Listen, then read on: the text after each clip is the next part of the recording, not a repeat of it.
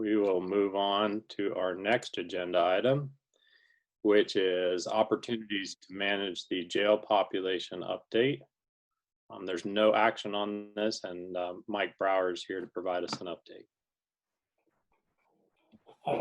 Thank you, Commissioners. This is Mike Brouwer, Criminal Justice Coordinator.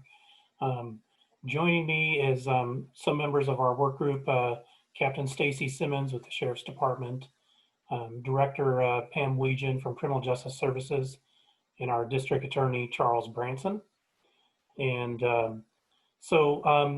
we had a really good conversation yesterday on continuing to move forward with the work and how we're dealing with COVID. And we ended up having enough information discussion that we thought it would be good to give you not only an update, but I did prepare a short slide deck that I think will be helpful to you as well. So I'm going to pull that up now. But as we go through this, hoping just to kind of make this an informal conversation, please ask questions as we go through it. We've got several of our criminal justice key stakeholders here. So like I said, this continues to be a work in progress, and we just want to stay on the front burner with you.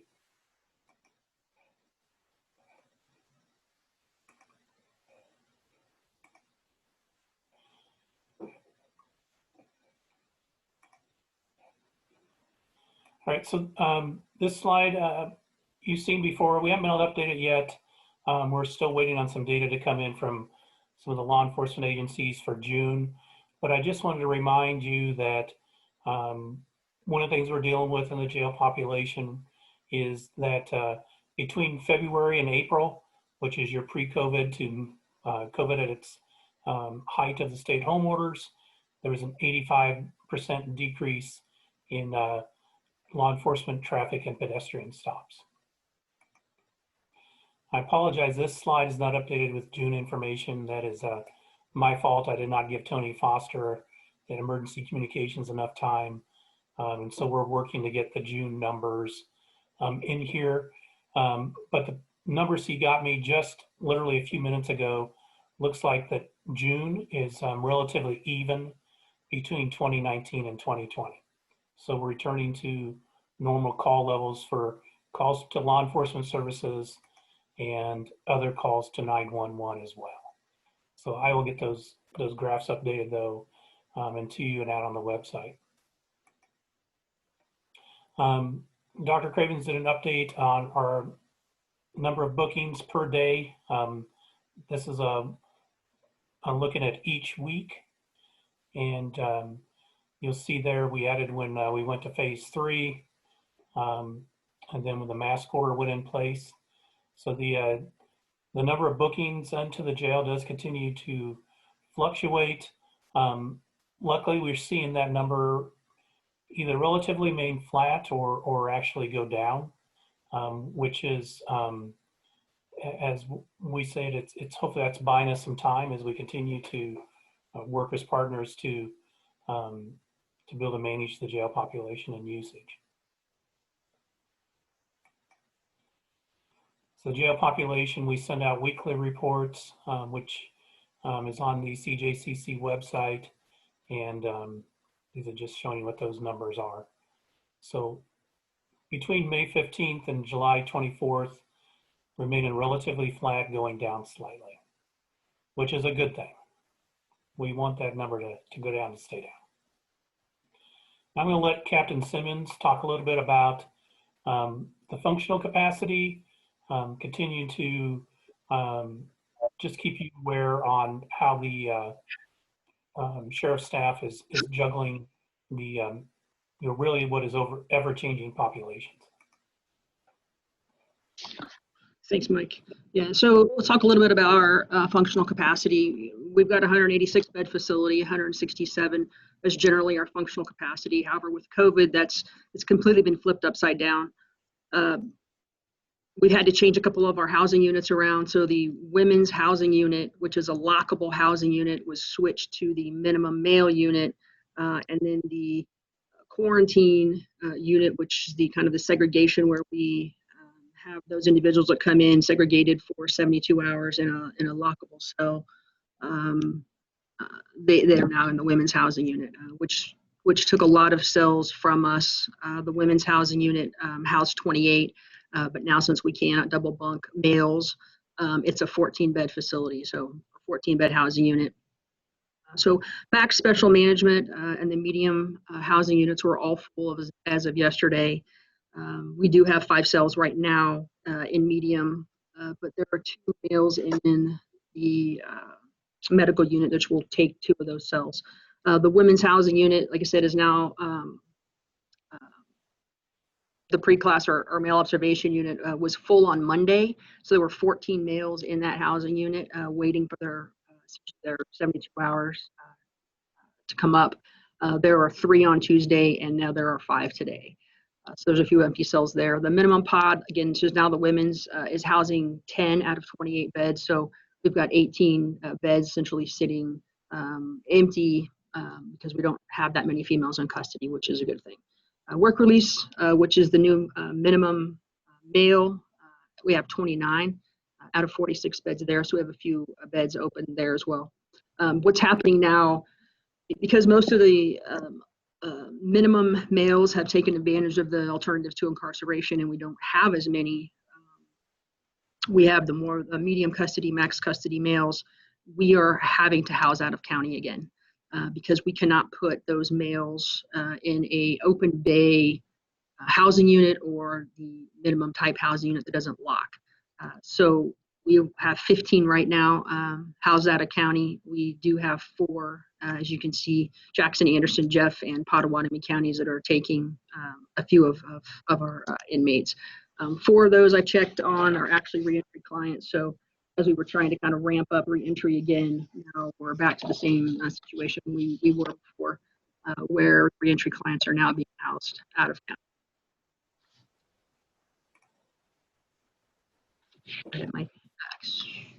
Okay, so yeah, we're functionally full essentially. We have 17 minimum custody cells available. But again, those are open bay cells, so we can't house any of the the medium, maximum, special management, segregated individuals in any of those areas. 74 of our 186 beds do not lock. So 40% of our facility, we cannot house medium and above. And as those alternatives to incarceration continue to work, those individuals are less and less in the facility.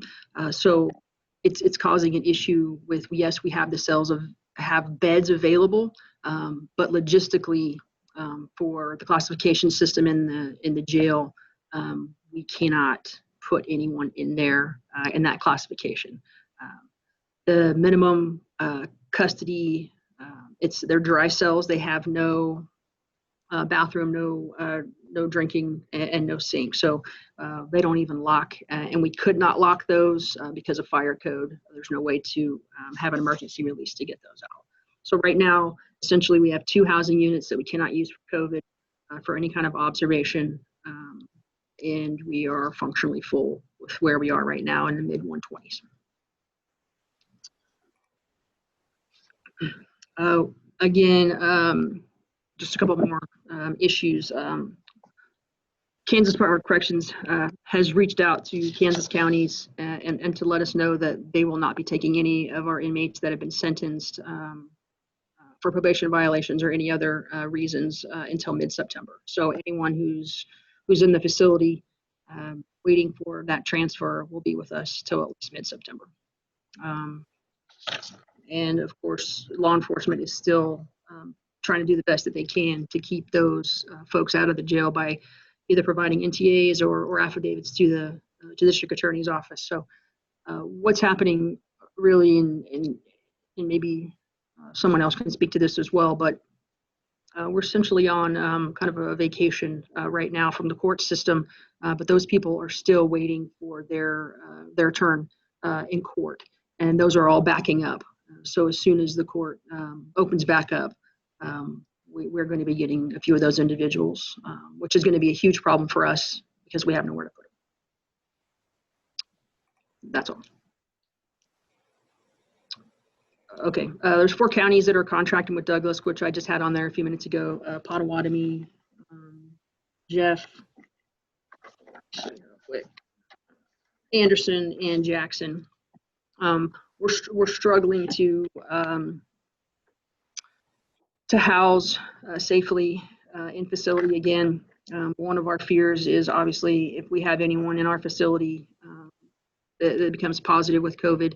We do have 2 cells in booking that are the pressure cells, and that's where those individuals will go. If we're housing out of county and anyone in those particular counties has someone that's positive, whether it's our individual or theirs, the question is, are they going to have us bring them back? And then what are we going to do with those folks? We have the quarantine unit, but at some point that's going to cause some serious issues if we have positive cases in our facility.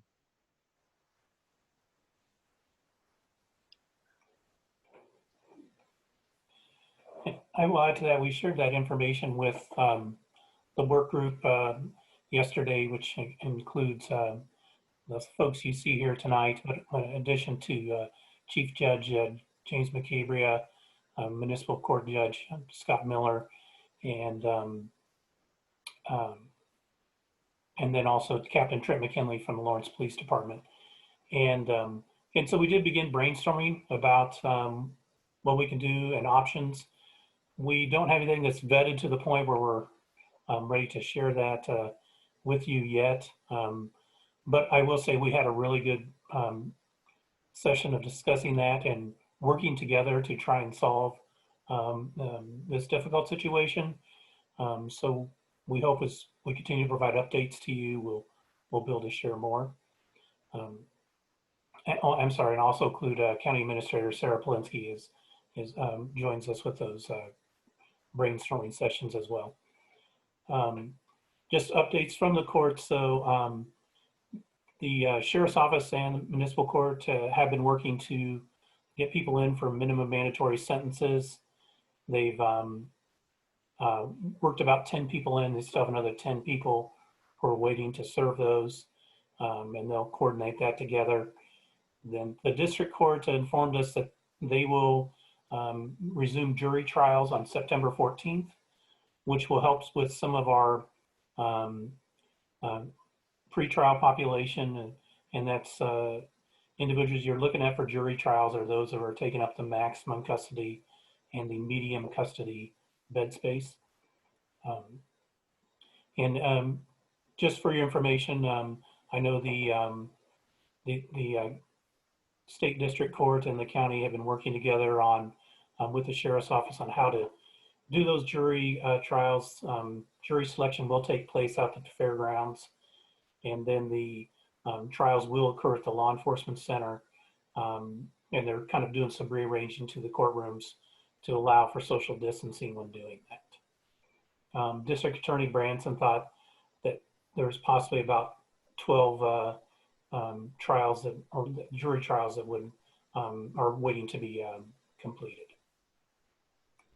Mike, I feel like I need to jump in a little bit there and just say, from what my conversations with Chief Judge McCabria was that I think around September 14th, I don't know if they, obviously if things change with that case before then, and that might not be the date that it happens. So I don't want to get out ahead of Judge McCabria if that announcement hasn't gone out yet. But I do think that that's what they're aiming for. And then they're looking to do it sort of one case at a time and see how it goes. And I would say we're hopeful jury selection will occur at the fairgrounds.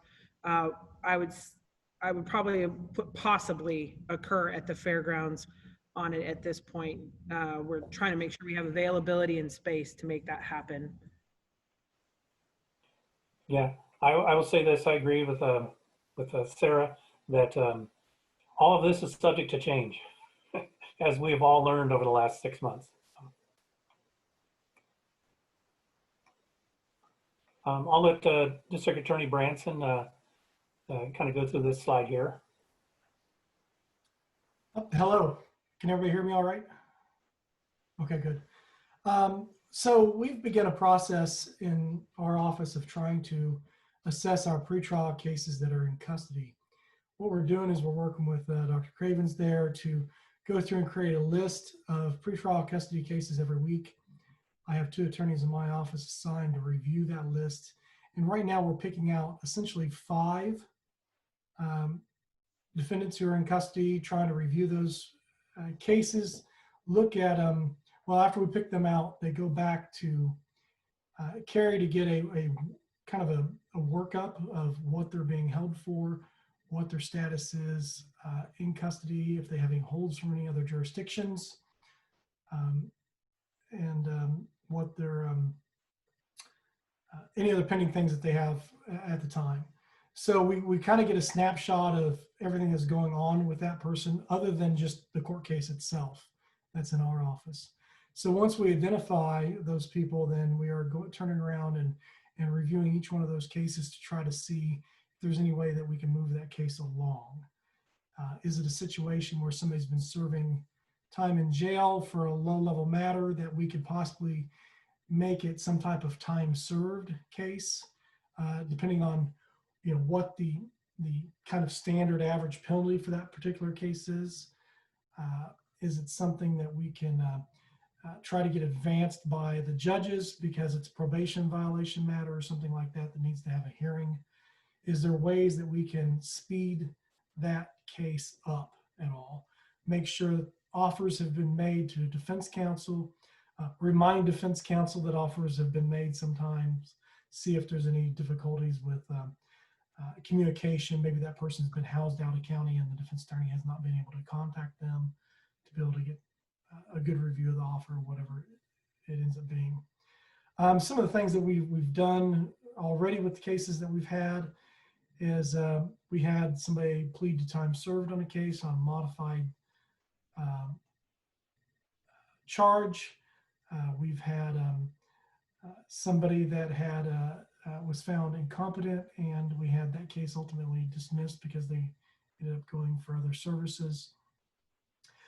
Doing things like that to try to move those cases along the best we can. So the goal is to, once we get this pattern down, and once we get kind of the communication for this ironed out, our goal is to review 10 a week and then more a week. Eventually, we should be in a position where we are re-reviewing cases if we can get enough of them under our belt, knowing that we're going to need to continue to try to assess these cases going forward. So we're putting a priority on essentially moving our lower level cases to try to decrease the amount of jail time they utilize. And I'd be happy to answer any questions anybody has on that.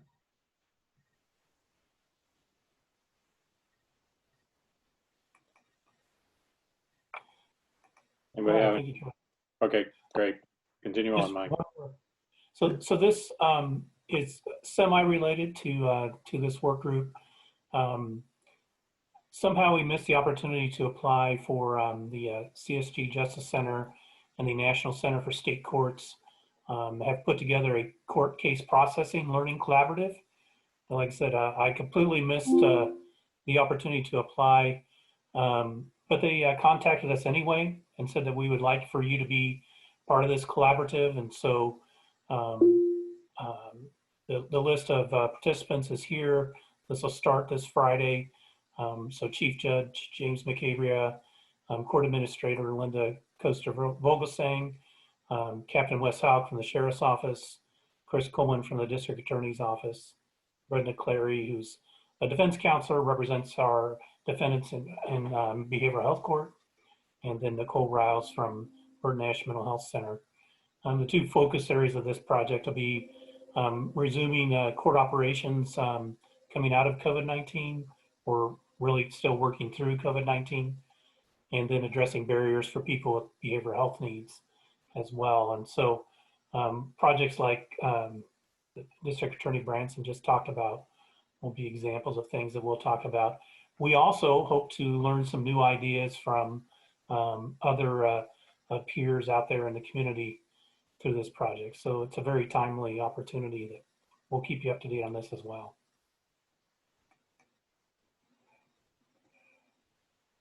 That's all we've got for presentation. Questions for I'm sure you have something for Captain Simmons or DA Branson, right? Questions, commissioners? I don't have any at this time. Well, I've got one. It's actually moved now. As you were talking about the limitation at the jail because of the units that have locked doors. The obvious question was, well, can we add some locks? But so I just want to make sure I understood that you said, even if we could add some locks and add some kind of system to get folks to and from a bathroom, the fire marshal would not allow those units to be altered so they could be used for medium or max because there's just not a system for fire protection. Yes, so we can add locks to the doors and use keys. But yes, we have to have emergency release for those doors for any door that in here where you're incarcerated. So we would have to essentially build the same housing unit look as far as putting in the desktop locking release like the rest of the housing units, which is costly. But I am looking into the cost for that. Each one of the doors itself is about $1,500, and just the lock is about $2,500. But that doesn't include any of the conduit, the wiring, the actual electronic overrides that would have to go through the housing unit and then down into central. Yeah, we are looking into that just as a secondary plan. But yes, there's no restroom in there, so anytime someone would need to come out to do that, we'd have to make sure that we're always available to open up that door for them. And that would have a staffing impact. It is one of the things that we've considered. And I would say that I really appreciate Captain Simmons bringing this up to our attention. And I do think that possibly, a possible strategy is, as our jail becomes less full of people who are minimum security and who can be out in the community on work release, is it a possibility to retrofit or to remodel the jail inside its existing footprint to have more secure spaces to accommodate that growth is a question I think will come back to the commission at some point.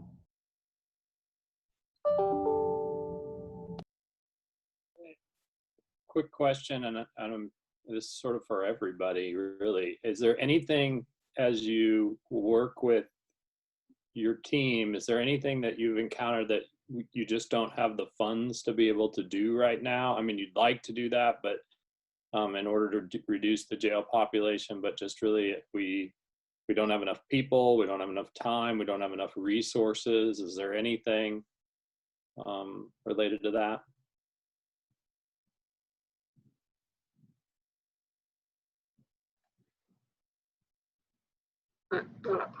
I'll take a shot at that. So for us here at the facility, really, it's just a matter of not even adding additional beds, additional space. Essentially, it's just adding locking cells for the classification that we have. We've got 18 cells available right now for women, but those are the non-locking cells, and then we've got about 15 in the minimum available. But like I said, we're already starting out of county housing again because we just don't have the lockable space. So whether that is retrofitting or however that would look, really that's just what we need, is just the lockable cells for the quarantine area and for the custody level that we have.